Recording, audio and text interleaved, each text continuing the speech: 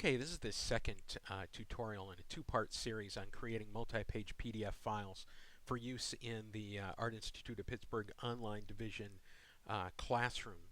And what I've done is I put together a PDF that's, let's face it, kind of ugly. This is just an example, and this is my theoretical thumbnail page. And yeah, I know it's not very good. And then this is the second page. This is the roughs page. I'll scan around it a little bit so you guys see what it is. And then this would be my third page, which is really ugly. It's got a bunch of type in it. It's got some transparency files in it, a couple of other things. The biggest thing, though, is not that it's pretty or it's ugly. It's that it is huge in file size. If we take a look at it, we'll see that that file right there is 5.75 or 5.7 megabytes in size. That's too big to really send into the classroom. So what we're going to do is we're going to go ahead and create an optimized PDF, and we're going to throw away some information, and we're going to make this so it is a reasonable file size to put into the classroom. So I'm going to go back to Acrobat, and what I'm going to do in Acrobat is I'm going to go ahead and I'm going to go up to the advanced menu,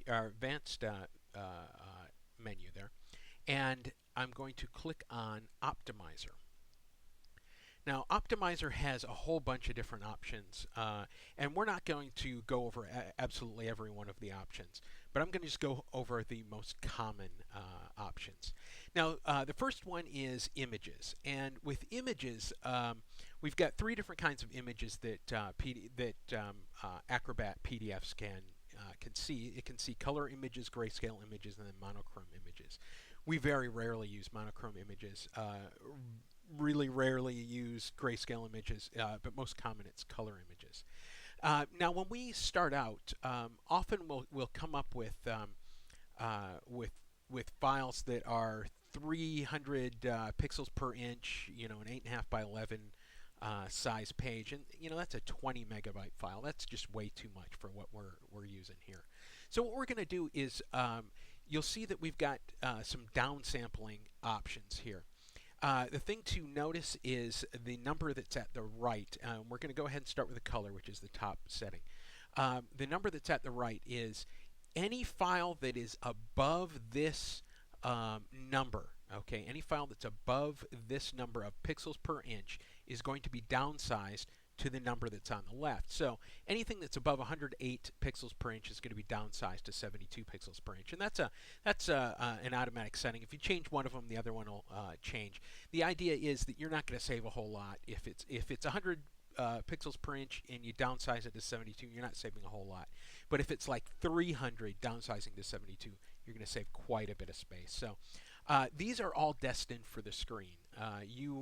When you're sending something to your instructor, you're sending something that your instructor is going to see on the screen. So we're going to downsample these to 72 dpi. Now, if you were not sending this for a screen purpose, computer screen purpose, you might want to set these at considerably higher, or just deselect the images thing altogether. But basically what we want to do is downsample to 72. I don't have the monochrome images downsampled to 72, but I'll go ahead and do that now. We very rarely use them, so I haven't even bothered to set that yet. So I'm going to go ahead and click on to the next one, which is fonts. Now, I have three fonts that are embedded within this file. What an embedded font is when designing a typeface, designers can go ahead and decide whether their fonts can be embedded or not. And two of these, DT Greetham and TN Gothic, are two of my typefaces.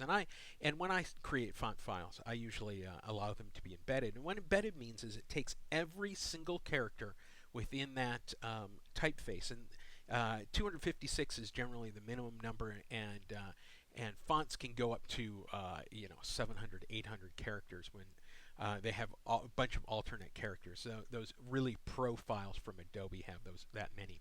But that's information we don't need. Basically, all we need is the outline shape of all of the characters that are in the file. And you can see I've got several different fonts in there. Some of them are able to be embedded and some of them are not. So what I'm going to do is I'm going to just go ahead and unembed these files. Now, it'll still keep the shape of the letters that are in your document, but it will not keep anything other than that. So I'm going to go ahead and click unembed, unembed, unembed, and now I don't have any of those files embedded. Now this is going to be a big one for us. The